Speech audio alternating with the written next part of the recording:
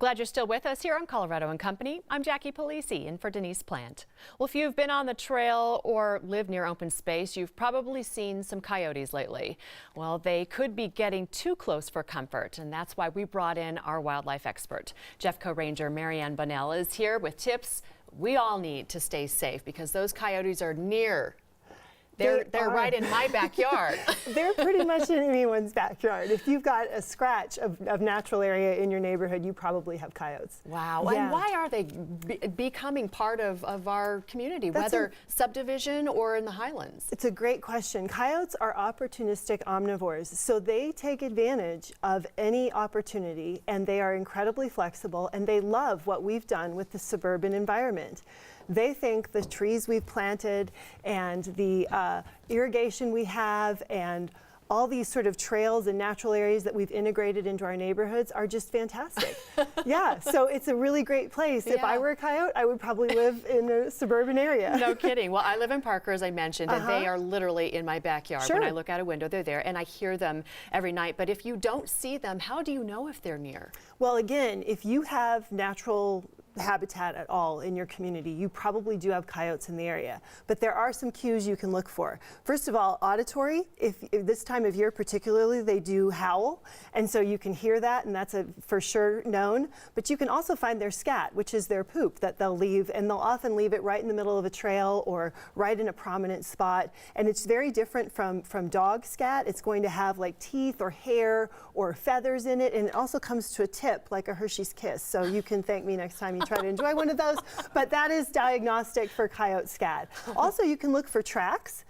You'll see their tracks in the snow, you'll see their tracks in frost, and their tracks are a little different than domestic dog tracks, a little bit more petite and a little bit more egg-shaped. Okay, all right. Now I know we've got some coyote sounds that we want to play so that we kind of get the sound of it. I hear babies crying when I hear them outside of my window. Sure. See, you can hear that. Now, is there something they're communicating with these calls? Listen, it sounds like babies.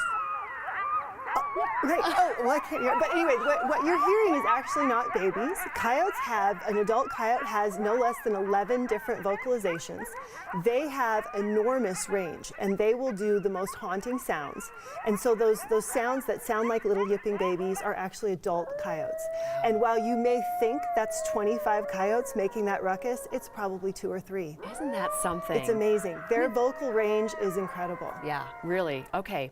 Now, are they dangerous? We do need to be careful, but are they dangerous? The biggest danger is to pets. And so what we see in urban areas for the most part is attacks on dogs, because coyotes see dogs as direct competition for their resources and their food, particularly this time of year as they're denning and they're getting ready to set up their den. They're more defensive, and then once they have pups, they're going to be very defensive about food in their territory for pups. So dogs that are left unattended in backyards, that's a danger. So this time of year particularly, supervise your dog, particularly at night in the backyard. Always walk your dog on a leash. Even if it seems like the coyote wants to be friendly, I've had people like, oh, I let my dog play with the coyote, and I think, oh, that's not going to go well. So don't do that. Keep your dog on a leash. Coyotes will try to lure your dog away from you into danger. So pets are sort of the biggest danger, but again, I don't want to understate. With humans, you never want to encourage a coyote to come near you. Teach your children to scare coyotes away if they see them, and let you know if they've seen a coyote, for sure. Okay, so yeah, I was going to ask you what we do when we do see a coyote. Sure. So there's a couple things. If a coyote's doing normal stuff, so you're out on a hike and a coyote's like 50 yards away and it's hunting mice in a field, you should just enjoy that coyote. That's really not anything you need to be worried about. Sometimes though, like yesterday morning, I'm walking my dog. I walk quite early in the morning. My dog's on a leash. I see a coyote watching us, and it's about 30 feet away. And so I brought my dog closer. I turned to the coyote and I shouted at it, just, hey, get away. And it took off. And I'm teaching it to leave me alone, but hopefully also other people who might not know what to do. So I'm sort of trying to train my local coyote. If I were to sort of lure it near and try to take a photo or something, that would be inappropriate, because you're teaching that coyote to come closer to people and to sort of be dismissive of human presence. Really? So it's really important as a neighbor to train your local coyotes to avoid people. No kidding. Yeah. Really fascinating. Yeah. So best way to protect pets and property? Yeah, so keep cats indoors, okay? Cats are, as soon as you put them outside, they're part of the ecosystem, and they could fall prey to coyotes or owls or foxes. Dogs, keep them on a leash. If you live near open space or you've heard or seen coyotes, make sure you're supervising your pet in the backyard. That doesn't mean as you're doing dishes looking out the window. That means go out on the patio with the dog and make sure that you're there as a presence. Always have your dog on a leash, for sure. Okay. All right. Yeah. Marianne and I went to high school together, full disclosure. Yes. Who knew you would learn so much about coyote poop? Right.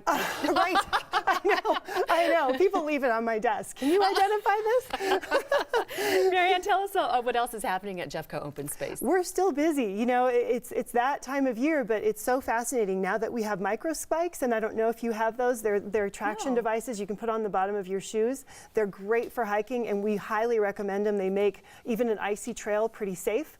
We've also got the fat tire bike, so people are out riding in all conditions. So it's just, we have busy trails year round. Yes, and all you we do. ask of our visitors is be winter prepared. So that means have some layers, make sure your cell phone's fully charged, because in cold weather they tend to run their battery down faster, and know what time it gets dark.